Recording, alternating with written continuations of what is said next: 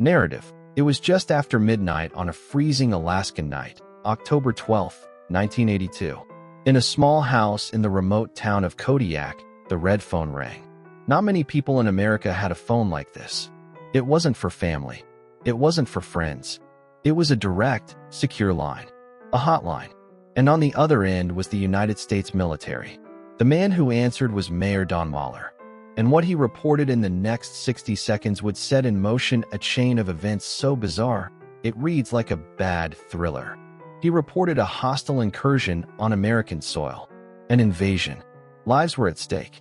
The threat was immediate, brutal, and roaming the dark streets of his town. But this wasn't a Soviet spy team. It wasn't a terrorist cell.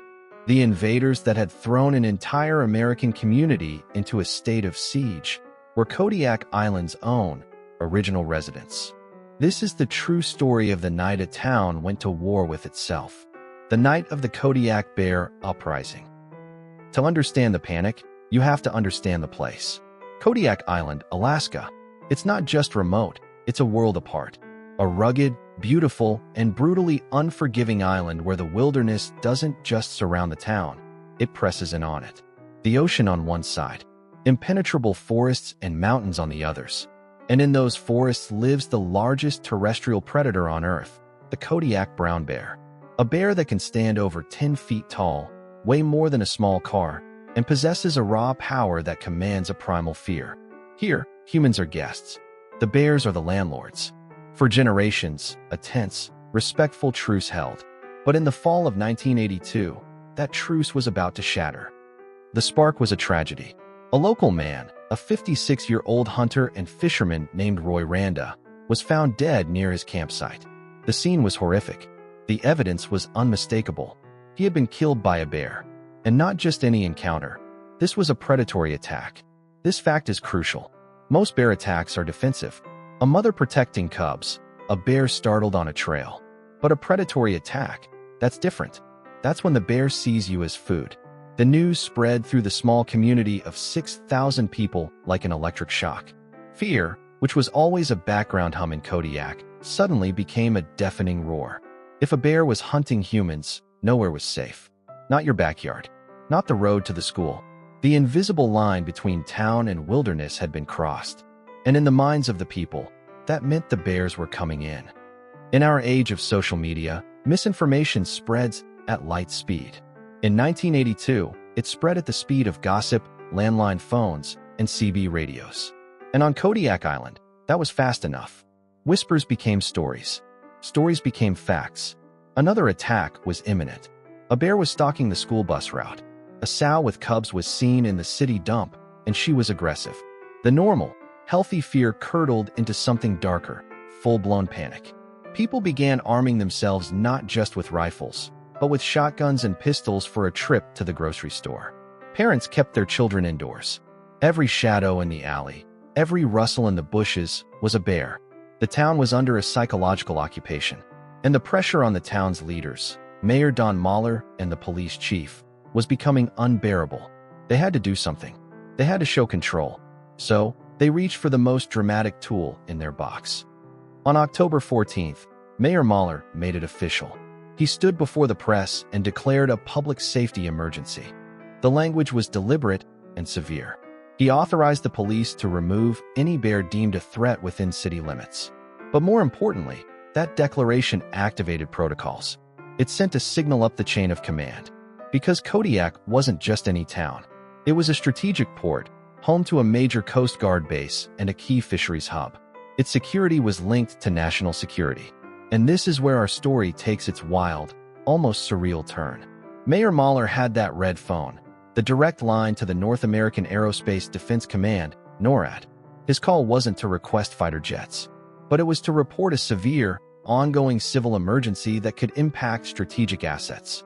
In the fever-pitch atmosphere of the Cold War, any anomaly on the radar, even a panic-stricken town, got attention. The story, as it traveled up the military ladder, began to morph. From bear problem to civil disorder to, in some retellings, a potential hostile situation. Now, here is where legend and fact diverge. The popular myth, the one that grew in the telling, says that the National Guard was mobilized that fighter jets were scrambled, that elite troops descended on Kodiak. That didn't happen, but what did happen was arguably stranger. The Alaska Department of Fish and Game, along with local police, transformed from wildlife managers into a de facto military operation. They weren't fighting soldiers, they were hunting a ghost, a specific, rogue bear that may or may not have still been in the area. Heavily armed teams patrolled the town's perimeter. Helicopters thumped overhead, scanning the tree lanes with spotlights. The Coast Guard, on high alert, monitored the shores.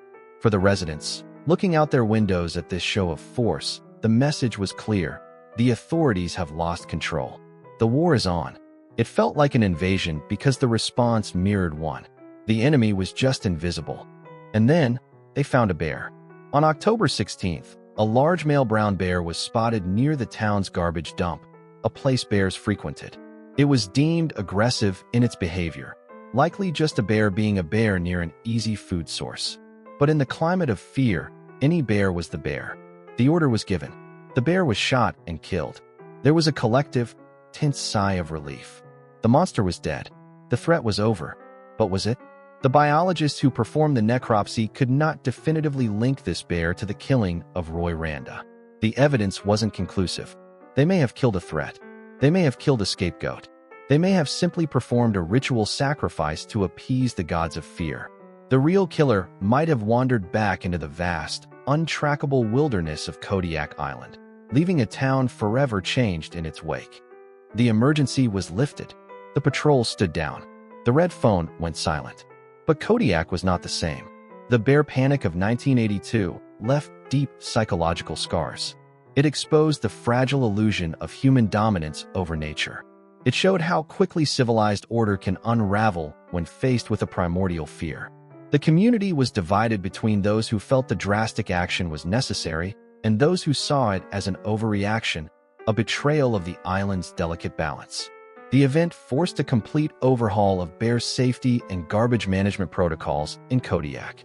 It became a case study in crisis management for remote communities worldwide.